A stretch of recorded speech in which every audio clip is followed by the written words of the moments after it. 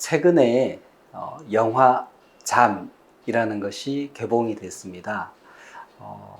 영화의 이제 주된 그 소재가 이제 어떤 수면 장애에 대한 것인데요.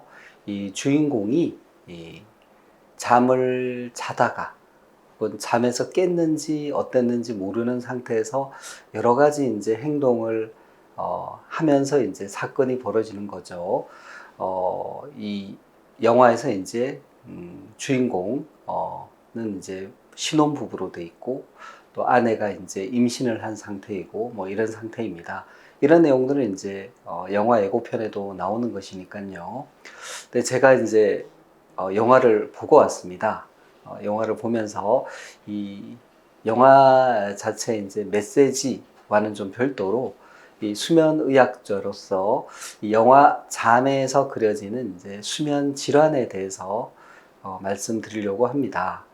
이 영화 예고편에 보면 의사가 이 렘 수면 행동 장애라고 이제 얘기를 합니다. 그래서 저도 이 영화에서 다루고 있는 질환이 렘 수면 행동 장애가 아닐까라고 이제 생각을 하면서 이제 영화를 봤습니다. 우선 렘 수면 행동 장애는요, 되게 노인에서 좀 더 흔합니다. 한 50대 이후 60, 70세에서 흔하고요. 이 뇌의 이제 노화와 더불어 생기죠.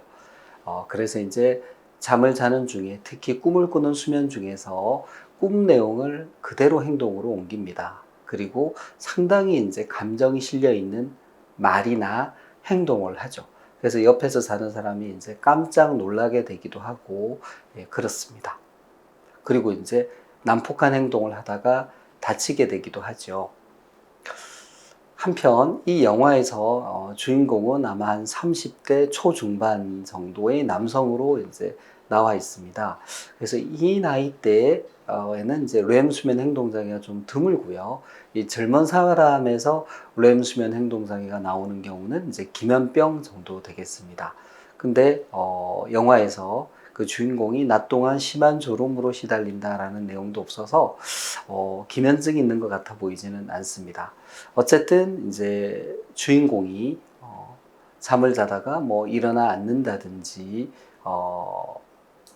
영화 중에 이제 일어나서 냉장고로 가서 뭔가를 먹는다든지 심지어 이제 베란다를 타넘고 뛰어내리려고 하는 그 상당히 위험한 행동이죠. 그걸 보이기도 하고요. 여러 가지 이제 복잡한 행동을 보입니다. 근데 기본적으로 이분이 자다가 이제 깬 것 같지 않고 그리고 소리를 지르거나 하는 것보다는 엎조리는 정도의 이제 말을 하는 정도고 그게 이제 심한 감정이 실려 있지는 않습니다. 뭐 욕을 한다든지 싸우는 듯한 그런 톤이라든지 그런 것은 아니고 행동도 정말 거의 일상생활을 하듯이 일어나서 걸어가서 뭔가를 먹는다든지 하는 그런 이제 행동이죠. 그래서 이 양상을 전체적으로 볼 때 저는 이게 렘 수면 행동장애라기보다는 목류병에 좀 더 가깝다. 영어로는 이제 슬립 워킹이라고 그러고요. 이 목류병은 사실은 소아에서 좀 더 흔합니다. 예를 들어 초등학교 1학년, 2학년 이런 아이들한테 좀 더 흔하고요. 이 나이대에는 잠을 깊게 잡니다. 깊은 잠의 비율이 높고 깊은 잠에서 갑자기 깨게 되면 우리 뇌가 혼란 상태에 있습니다. 뇌의 일부는 깨어 있고 일부는 자고 있는 상태에 있죠. 그래서 깨어 있는 부분들은 좀 본능적인 부분들, 뭐 움직인다든지 이런 거고요. 자고 있는 부분은 이제 판단을 한다든지 자제한다든지 이런 부분들입니다.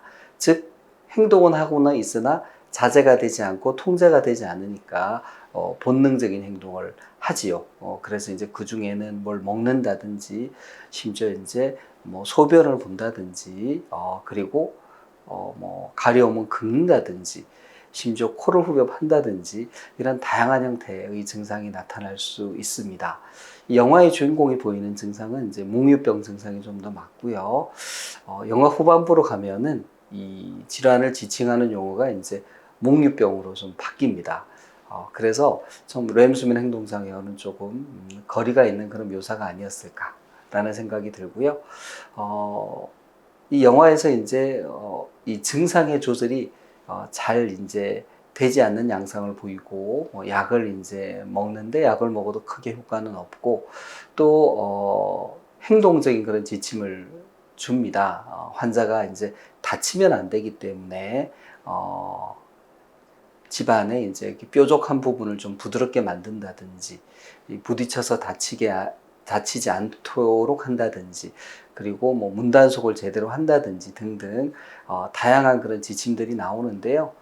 대체로 그런 지침들은 이제 의학적인 그런 내용에 부합하는 내용으로 보입니다.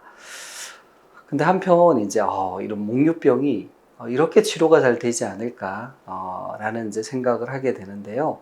영화를 보면서 그런 생각을 하게 되는데 실제 약물을 복용하면 목류병 증상이든 렘수면 행동 증상이든 조절은 잘 되는 편입니다.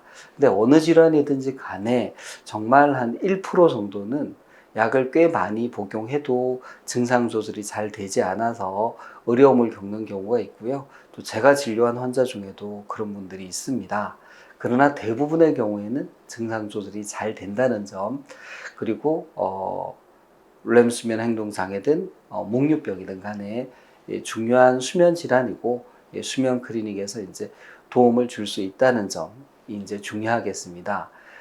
영화를 보시면서 이제 제가 더 이상 얘기를 하면 이제 스포일러가 되기 때문에 자세히 얘기는 이제 드리긴 힘든데, 사실은 어떤 이제 현상을 바라보는 사람들의 이제 인식, 시선은 이제 다양할 수가 있고요.